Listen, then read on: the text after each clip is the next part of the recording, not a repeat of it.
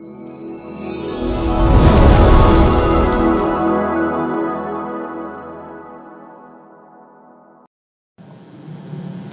teman-teman semua, perkenalkan saya Evi Sulistaningrum, CGP Angkatan ke-9. Pada kesempatan kali ini saya akan berbagi aksi nyata. Pada aksi nyata tersebut saya diminta untuk melakukan rencana yang sudah dituliskan dalam kolaborasi materi sebelumnya. Nah, pada kolaborasi materi sebelumnya itu saya menuliskan yang pertama itu adalah meningkatkan kompetensi diri. Nah, kompetensi diri yang biasa saya lakukan itu adalah dengan membaca buku atau mengikuti pelatihan. Bagi saya membaca buku itu gimana ya? Buku itu adalah jendela dunia. Jadi kalau misalkan saya pergi ke toko buku atau misalkan saya membaca buku itu, saya merasa bahwa saya bisa mengetahui pola pikir dari orang-orang yang benar-benar ahli gitu, orang-orang yang benar-benar memiliki pengetahuan dalam bidangnya. Dengan membaca satu buku saja, kita itu bisa mengetahui satu gagasan, satu wawasan, bahkan satu konsep ilmu pengetahuan dari orang yang menuliskan. Bayangkan bahwa yang kita baca bukunya itu banyak gitu. Maka secara otomatis ilmu yang masuk ke kita itu juga akan banyak. Istilahnya kayak kita tidak perlu bertemu langsung dengan orang tersebut karena beliau otomatis yang penulisnya ini adalah orang yang sibuk juga berbagi ilmu pengetahuan kesana kemari ya istilahnya. Tapi kita tetap bisa menerima ilmu dari beliau yaitu dengan membaca buku. Makanya membaca buku ini benar-benar bagi saya adalah cara yang sederhana yang bisa saya lakukan untuk mengupgrade ilmu pengetahuan. Yang kedua tentunya dengan pelatihan. Nah, sama dengan buku, kalau buku kan kita ada dorongan pribadi ya dari kita sendiri. Banyak yang terjadi adalah orang malas membaca gitu kan. Tapi kalau pelatihan itu menghadirkan nggak cuma pikiran kita, tetapi juga diri kita di dalam tempat pelatihan gitu. Sehingga ketika kita mendayagunakan pikiran kita dan juga diri kita seutuhnya di dalam ruang untuk mengikuti pelatihan, maka ilmu yang akan didapatkan itu tidak cuma dari segi ilmu tapi juga pengalaman. Sehingga banyak sekali diklat-diklat yang ingin saya coba gitu loh, dan beberapa kemarin juga ikut. Nah, di antara diklat yang saya ikuti atau pelatihan yang saya ikuti adalah CGP ini. Nah, kenapa saya memilih CGP ini gitu kan? Karena bagi saya ketika kita tidak mengupgrade ilmu pengetahuan ya kayak di dalam diri itu ada yang kurang gitu. Kok ilmu pengetahuannya itu nggak di-upgrade ya, skill kita nggak nambah ya. Nah, caranya adalah mengikuti CGP ini. Nah, yang kedua yang saya tuliskan di ruang kolaborasi adalah berkolaborasi gitu. Nah, kolaborasi ini kita tahu bahwa di era sekarang kolaborasi menjadi suatu tuntutan dari zaman gitu. Bahkan kalau kita melihat istilahnya retail saja ya, penjualan yang di luar itu saja sekarang sudah kolaborasi gitu kan. Tidak berdiri sendiri.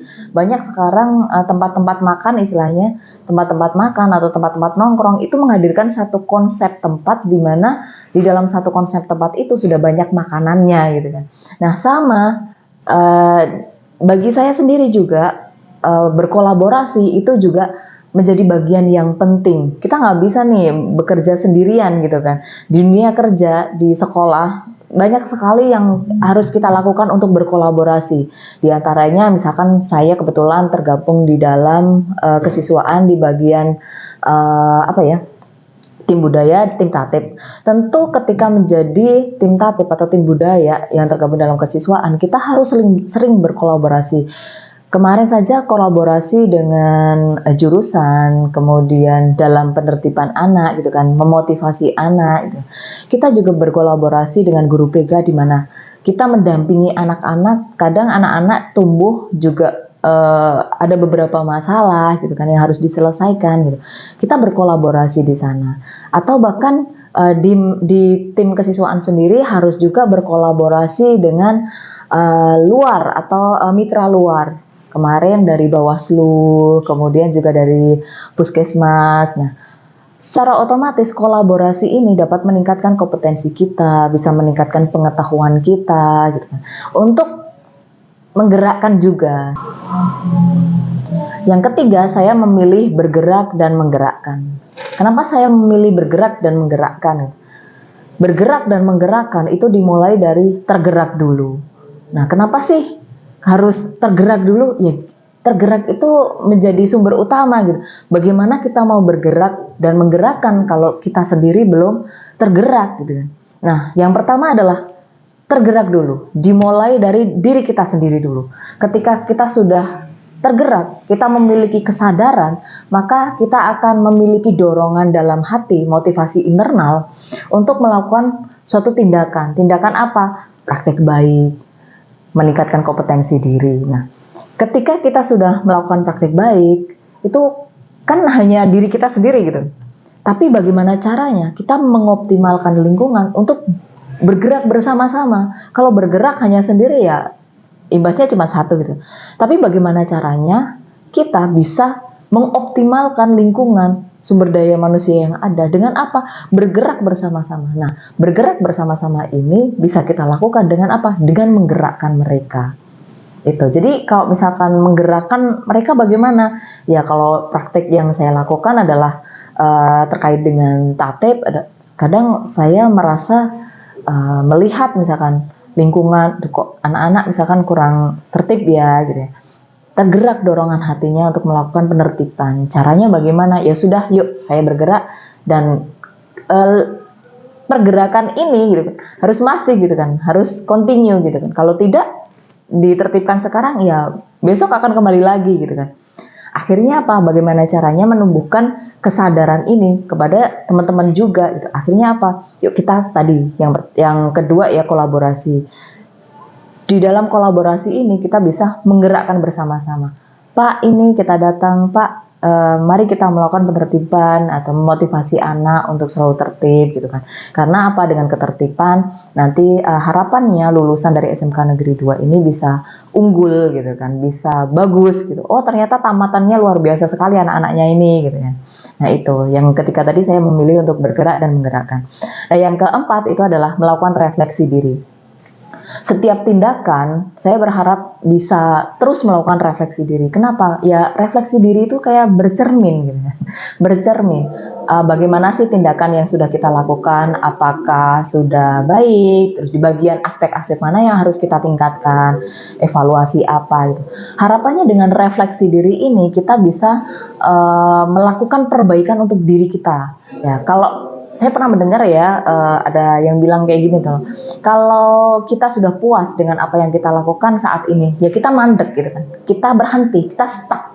Tapi dengan melakukan refleksi, melakukan evaluasi, maka kita akan selalu menemukan kekurangan kita, akan selalu menemukan perbaikan yang harus kita lakukan, sehingga ini yang menjadi bahan bakar, menjadi pemicu untuk kita terus melakukan perubahan-perubahan untuk lebih baik lagi, lebih baik lagi. Nah, refleksi ini biasanya refleksi evaluasi dalam diri, kadang merenung kalau misalkan dalam diri, kadang ya bertanya dalam diri, apakah saya sudah melakukan hal yang terbaik, kemudian apa yang perlu saya tingkatkan gitu.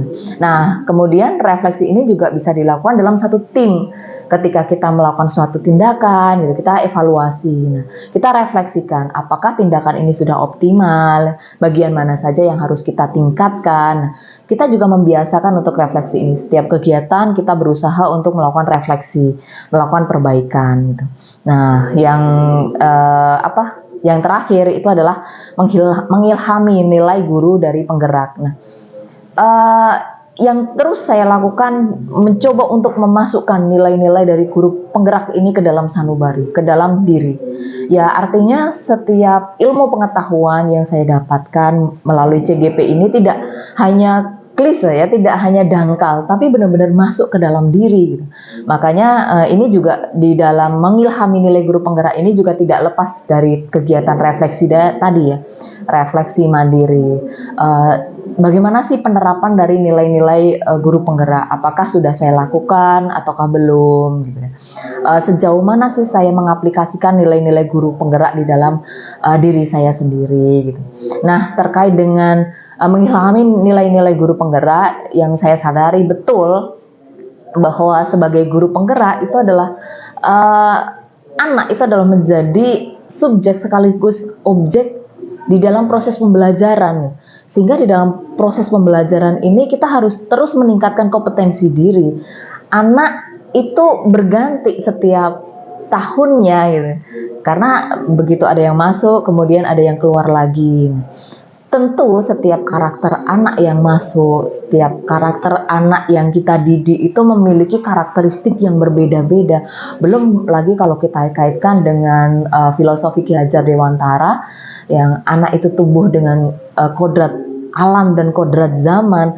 Tentu setiap zamannya, setiap waktunya itu berbeda-beda.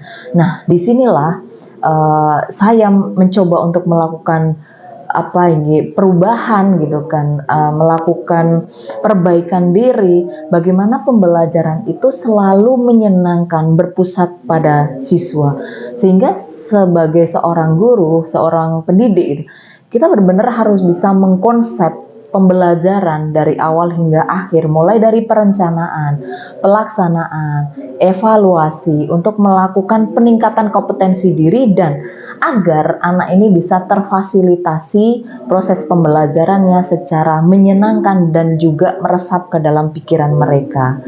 Nah, itu adalah beberapa kegiatan yang aksi nyata yang saya lakukan, mulai dari peningkatkan kompetensi diri tadi dengan membaca buku, kemudian mengikuti diklat, kemudian berkolaborasi dari berbagai lini yang ada di SMK Negeri 2 Yogyakarta untuk memajukan sekolah agar lebih baik lagi dalam memberikan pelayanan kepada siswa maupun masyarakat. Yang ketiga adalah bergerak dan terus menggerakkan orang lain agar terwujudnya optimalisasi visi misi yang ada di sekolah, kemudian melakukan refleksi diri, baik refleksi pribadi dalam satu tim setiap sesi kegiatan maupun refleksi semua kegiatan yang ada di SMK 2. Kemudian yang ketiga adalah terus mengilhami, terus melakukan penanaman nilai-nilai guru penggerak. Demikian tadi tugas dari melakukan rencana aksi nyata ini, semoga bermanfaat bagi saya dan juga bagi teman-teman semua. Sekian dari saya, wassalamualaikum warahmatullahi wabarakatuh.